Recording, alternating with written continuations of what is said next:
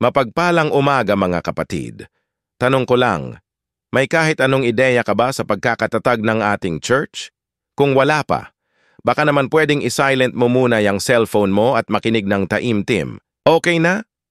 Parang nagsi-cellphone pa rin yung isa dyan eh. Joke lang. Hihi, halina't ating himayin at sariwain ang kasaysayan ng ating bahay-sambahan, Unida Christian Church, Gente de Leon. Handa na ba kayo mga kapatid?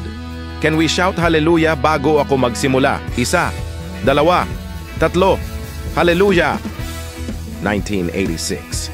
Isang dakilang plano ng Panginoon ang naisakatuparan nang ginamit niya ang mag-asawang Carlos at Dori Tabirao upang maitatag ang Unida Christian Church dito sa Gente de Leon. Sa pagsisimula bilang outreach ng Marulas Unida Church, maraming manggagawa ang naging katuwang sa ministeryo sa pangunguna ng mga pastor. Unang pastor, Pastor Amizola. Ikalawang pastor, Pastor Rading Reyes at kapatid Lita Reyes. Ikatlong pastor, Pastor Ruben Zamora at kapatid Lucy Zamora. Ikaapat, Diakonesa Eterna Nini Degula at kapatid Boy Degula. Ikalima, kapatid Jasper Matubes at kapatid Ruth Matubes. Buong puso silang naglingkod sa Bible study para sa mga kababaihan, kalalakihan at kabataan. Nagtatag din sila ng Bible School tuwing linggo ng hapon para sa mga bata.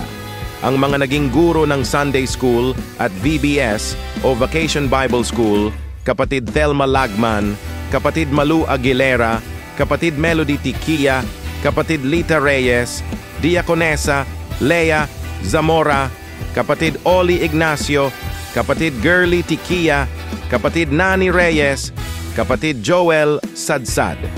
Bago ako magpatuloy, palakpakan muna natin ang Panginoon sa katagumpayan ng ating church mula 1986. Grabe no? So eto na nga mga kapatid, 1987, isang taon ng matagumpay ang mga gawain. Nagsimula lamang sa pamilyang Tabirao at Amador, ngunit unti-unting dumami ang mga pamilyang sumama. Pamilyang Francisco, pamilyang Orillo, pamilyang Bulaong, pamilyang Almariego, pamilyang Perol, pamilyang Oquendo. Dahil sa pananabik ng mga kapatirang ito, hiniling nila na magkaroon ng pananambahan tuwing linggo. Sa biyaya ng Panginoon, ito'y naisakatuparan sa tulong ng Marulas Unida Christian Church. Ang mga naka-assign na pastor na nanguna sa pananambahan, unang pastor, Pastor Olaes at Diakonesa Unice Olaes, ikalawang pastor. Pastor Sonny Tiquia, ikatlong pastor. Pastor Oscar Luarca. Exciting, hindi ba? Napakabuti ng ating Panginoon. Sa pagpapatuloy, 1988, isang makasaysayang taon. Opisyal nang kinilala sa nasyonal bilang isang iglesia ng Unida Christian Church. General T. De Leon, 1988 hanggang 1993. Itinalaga bilang unang resident pastor si Pastor Conrado Rading Reyes, kasabay ng kanyang ordinasyon bilang pastor, ang kapatid Dori Tabirao ang naging katuwang sa ministeryo. Ang tagapagturo naman ng kababaihan ay si Diakonesa Eterna Nini Degula, 1993 hanggang 1996.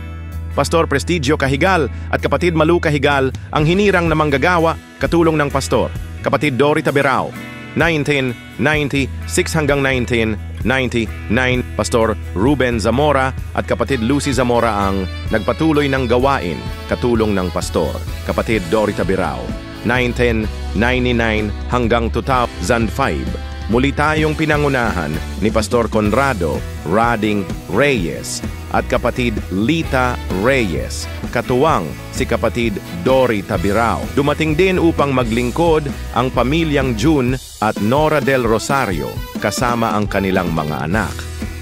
2005 hanggang 2008. Itinalaga ang mag-aaral na si Pastor Jerry Beltran, katuwang si kapatid Noemi Tabirao. 2008 hanggang 2010. Pinagpala tayo ng isang bagong mag-aaral na pastor, si Pastor Mark Joseph Velasquez, katuwang si kapatid Noemi Tabirao. Nandyan pa ba kayo mga kapatid? Sabi naman sa katabi mo na God is good Yesterday, today, and forever. Okay na? Magpatuloy na tayo dahil 3 minutes lang dapat ito, 2010 hanggang 2013. Naging pastor natin, si Pastor Billy Enconado. Katuwang, si kapatid Noy Mitabirao. 2013 hanggang 2016. Sa biyaya pa rin ng Panginoon, tayo'y pinangunahan ni Pastor Teodoro Teddy Punzalan. Katuwang, si kapatid Noy Mitabirao. 2016 hanggang 2017. Itinalaga si Pastor Mark Joseph Arzadon, katuwang si kapatid Jeremiah Tabirao. 2017 hanggang 2022, pinagpala tayo ng pamumuno ni Pastor Albert Hernandez at kapatid Nea Hernandez. Katulong ng pastor ay si kapatid Jeremiah Tabirao. Kasagsagan ng ilang mga taon dito ang paglaganap ng COVID-19, ngunit hindi tayo pinabayaan ng Diyos. Hindi naging hadlang ang pandemyang ito sa pagpapatuloy ng kanyang gawain sa pamamagitan ng virtual na pagsasagawa ng mga gawain. Si Pastor Albert din ang guest speaker ngayon. Palakpakan muli natin ang Panginoon sa buhay ni Pastor at ng kanya pamilya. Can you shout hallelujah? 2022 hanggang 2024, sa patuloy na biyaya ng Diyos, ang ating District Superintendent DS, Pastor Timothy Tim De Jesus, ang naitalagang manggagawa kasama ang kanyang may bahay na si kapatid Oli De Jesus. Kasama natin sa mga taong ito ang mga manggagawa mula sa Unida Christian Church, Caloocan at iba pang lokal na iglesia, Presbitero Boy Villamor, Ignacio de Yaconesa, Eterna, Nini, Degula Presbitero, Mel, Bernardo Presbitero, Boy Moriones, Pastor Alex Mejia, kapatid Ariel Santa Maria, Pastor Ronnie Salvador, Sister Gina Ningal. Dahil sa pagtutulungan ng Metro Manila District 1 at mga kapatiran, patuloy ang pagsamba at paglilingkod sa Unida Christian Church. Genti De Leon sa pangunguna ni Pastor Tim De Jesus at kanyang may bahay. Malaki ang pagbabago sa ating bahay-sambahan. Sa tulong ng mag-asawang kapatid June at Beng Evangelista at ng iba pang kapatiran, napaganda at napahusay ang ating lugar ng pagsamba. Mga kapatid, pakisabi naman sa harapan at likuran mo, how great is our God! Thank you, Jesus. Sabayan niyo ko magbilang 1, 2, 3. Taon 2024 hanggang sa kasalukuyan, nagpatuloy maglingkod ang ating iglesia sa pangunguna ng ating nakatalagang manggagawa, mag-aaral ng Caloocan, best clap offering para sa ating Panginoon. Ang ating minamahal as Sister G. Na Ningal at kanyang pamilya, katuwang ang ating katulong ng Pastor Jeremiah Tabirao.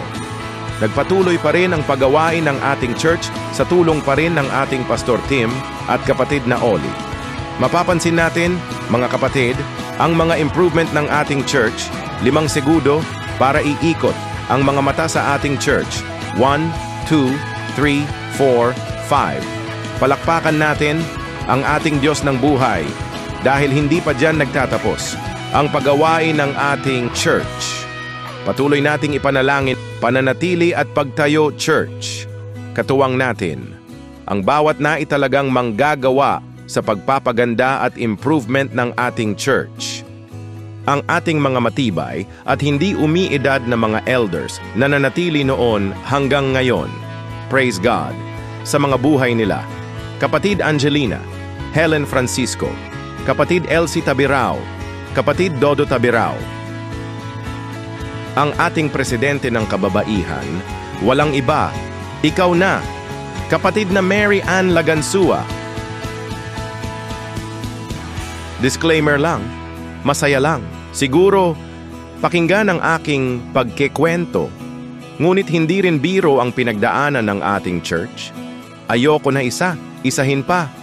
At baka mag-iyakan pa tayo dito. Patuloy na tumindig ang ating church sa kabila ng mga malalakas na bagyo, taon,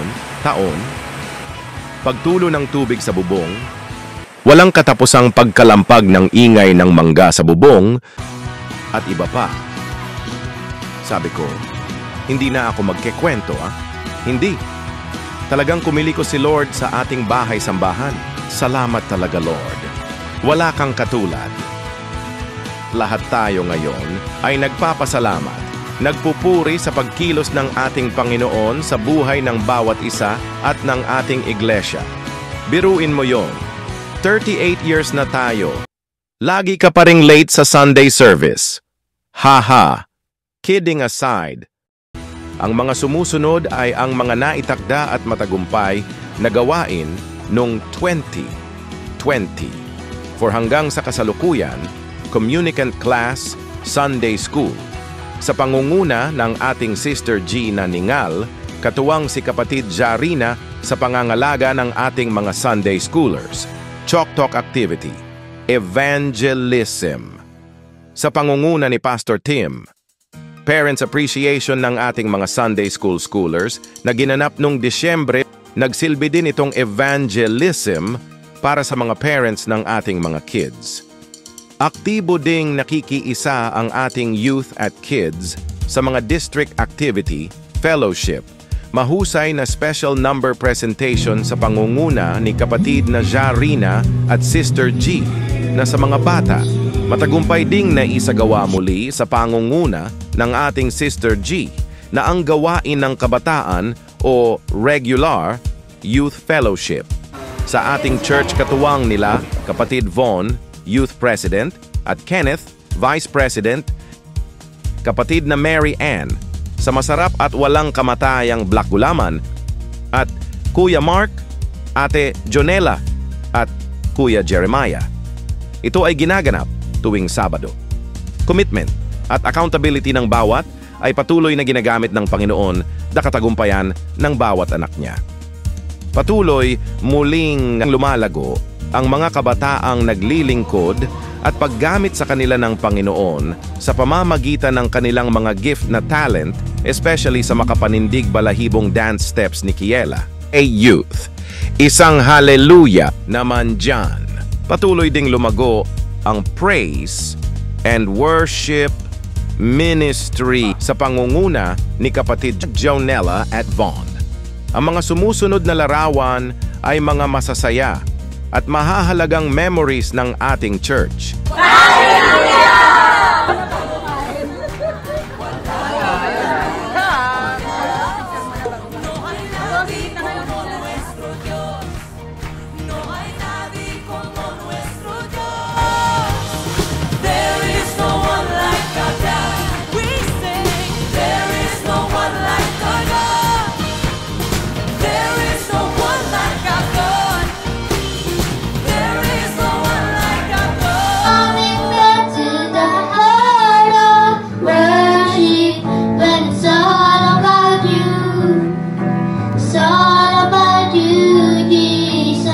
At ngayon, sa biyaya at gabay ng ating Panginoong Hesus, tayo'y nagdiriwang ng ika-38 anibersaryo ng Unida Christian Church, Gen T. De Leon. Patuloy, nawa tayong samahan at gabayan ng ating Panginoon sa iglesyang itinatag niya. Patuloy tayong lumago, hindi lang sa bilang o ano paman, kundi sa ating pananampalataya. We are totally nothing without Christ. Sama-sama nating i-celebrate ang taunang paggunita ng may pagpapakumbaba at lubos na pasasalamat sa nag-isang hari. Muli, happy 38 anniversary sa ating lahat. Unida Christian Church, Gen T. De Leon, 38 years of His goodness. Maraming salamat sa pakikinig. Ngayong may ideya ka na sa kasaysayan ng pagkakatatag ng ating church, magsilbi sana itong inspirasyon na kung paano tayong hindi pinabayaan ng Panginoon kahit kailan. Ganon din nawa ang pagpapatuloy natin at pagkapit sa ating pananampalataya. Sa dinami-rami ng mga tao at manggagawang binanggit ko na ginamit ni Lord na instrumento kung bakit nandito pa din tayo ngayon, nakatayo at nagpapatuloy sa kanyang gawain at ating pananampalataya. Hindi mo ba tatanungin kung sino ako na nagsasalita? Tanong mo na lang sa taong nag-edit ng video na ito. Pinahirapan mo ako masyado. Napakabuti ng ating Diyos. Noon, ngayon, at magpakailanman. Mapagpalang umaga sa ating lahat. Wala kang katulad, O Diyos.